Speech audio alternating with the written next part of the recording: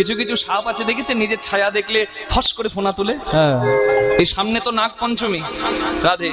আবার এই মাসের শেষ দিনে, শ্রাবণের শেষ দিনে বলুন বা ভাদ্র সংক্রান্তিতে বলুন, মনসার পূজা হয়। হয়তো হয়তো কি পূজা বলে গো ওটাকে? আমাদের ওদিকে বলে সাঁওতালি পূজা। হ্যাঁ, হরি বল না, সাঁওতালি নয়। রাধে রাধে। এই সামনে নাগ পঞ্চমী আছে বাবা, রাধে রাধে। মনসার কৃপা পেতে নাগের ভয় দূর যাতে হয়, সর্প মানে দোষ যদি কারোর মধ্যে থাকে, হ্যাঁ, সেই দোষ দূরে যাবে, তাই নাগ পঞ্চমীর পূজা অনেকে করে। রাধে রাধে। যেমন আস্থা, যেমন বিশ্বাস। মনসা মঙ্গলে এর বিস্তার কাহিনী বলা আছে, আপনারা জানেন। বেহুলা লক্ষিন্দরকে নিয়ে গিয়েছিল, আর সেখান থেকে স্বর্গলোক থেকে, হ্যাঁ, সর্পদংশনে মৃত স্বামীকেও ফিরিয়ে নিয়ে আসতে পেরেছিল সতী নারীর গুণে। নারী যদি সুন্দরী হয় পুরুষ তুলতে পারে, নারী যদি আনারী হয় একটা নারী একটা পুরুষ না একটা সংসারকে শেষ করে দিতে পারে। তাহলে যারা নাগ পঞ্চমী করেন তারা ভালো করেই জানবেন। রাধে রাধে রাধে রাধে। যেন সর্প দোষ থাকলে খণ্ডন হয়, ওই জন্য নাগ পঞ্চমীর ব্রত করতে হয়। দুধ কলা দিয়ে পুজো করা হয়। সেই দিন মনসা বৃক্ষ, যেটাকে বলা হয় মনসা গাছ, সেটাও রোপণ করা হয়। রাধে রাধে, হরি বল। তারা যারা নাগ পঞ্চমী যারা ব্রত করবেন তাদের জন্য আমি সবার জন্য মনসার কাছে প্রার্থনা করি, আপনারা যেন কৃপা দৃষ্টি পান। একাদশীর ব্রত করলে, এবং আপনারা জানেন যে পিতৃ তর্পণ করলে পিতৃলোক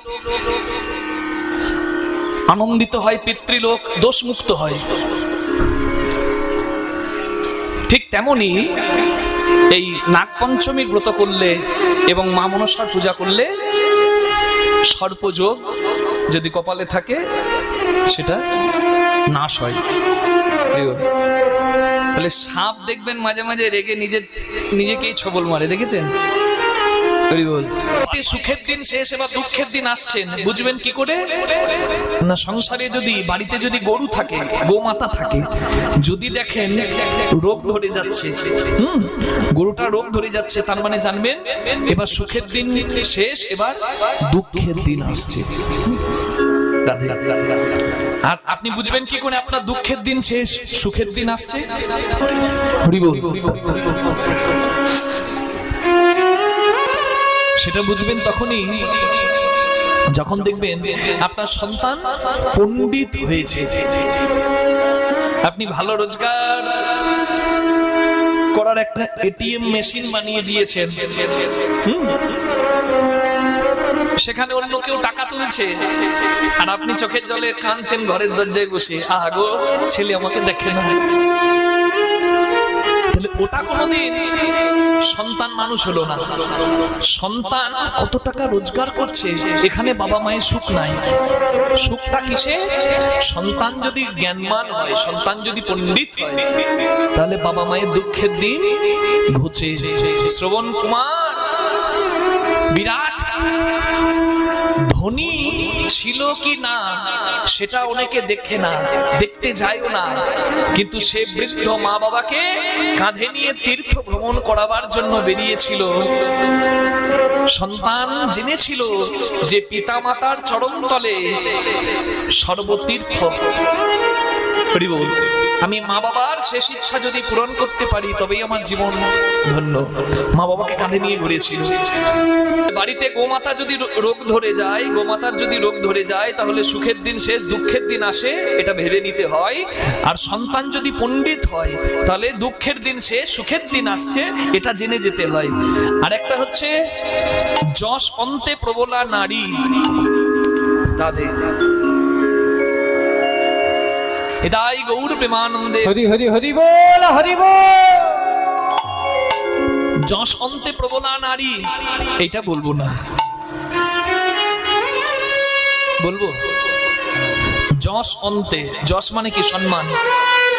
অন্তে প্রবলা নারী মানে সম্মান নষ্ট হবার মূলে কি বলুন তো? নারীর ঔদ্ধত্যপনা। একটা পরিবারের নারীর মুখের ভাষা যদি খুব বেশি হয়ে যায়, তাহলে সেই সম্মান, সেই পরিবারের সম্মান আর সবার কাছে থাকে না। নিতাই গৌর প্রেমানন্দে হরি হরি বল।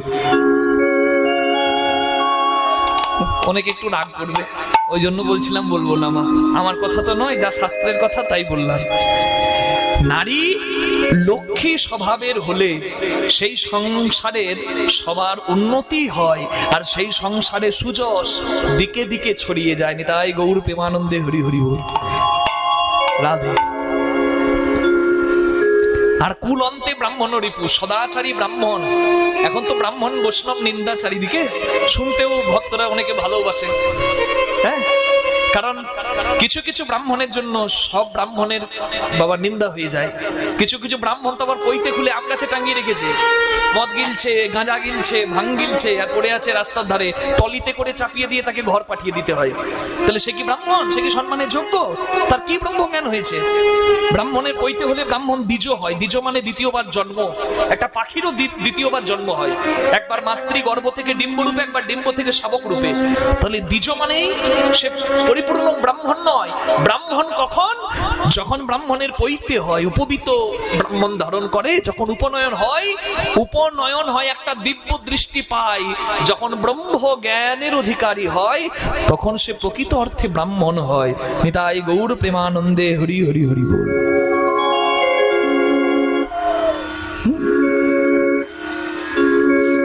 সংস্কারে ব্রাহ্মণ হয়।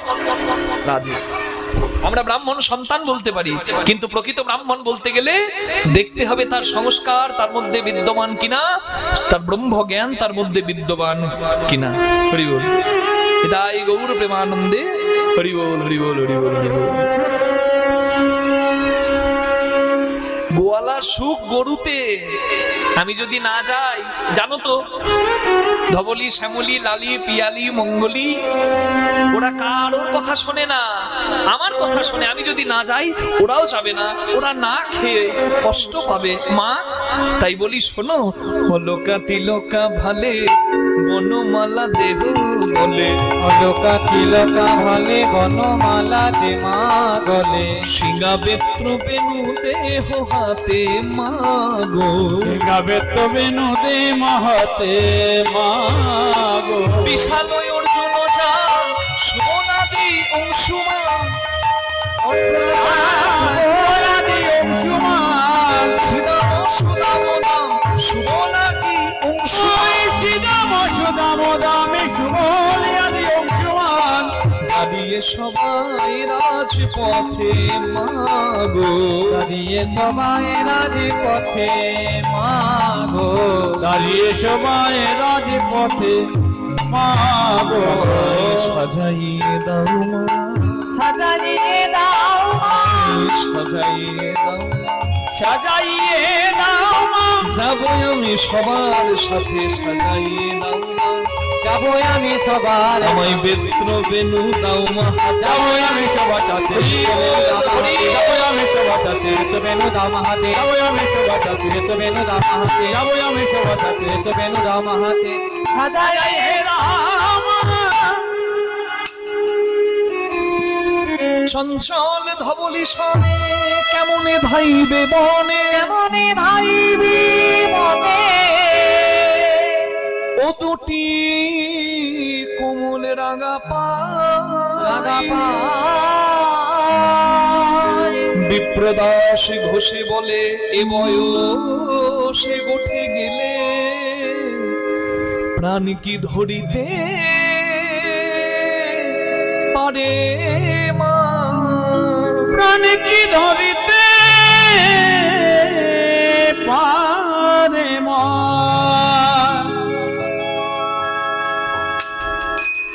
যশোদা কৃষ্ণের কথা হচ্ছে, ঠিক এমন সময় এসে গেছে কে? শ্রীদাম যা ইয়া ও যাইয়া কহে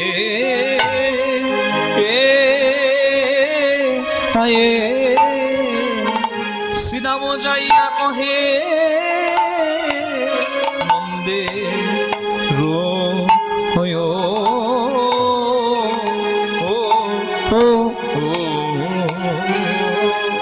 নন্দের নন্দনা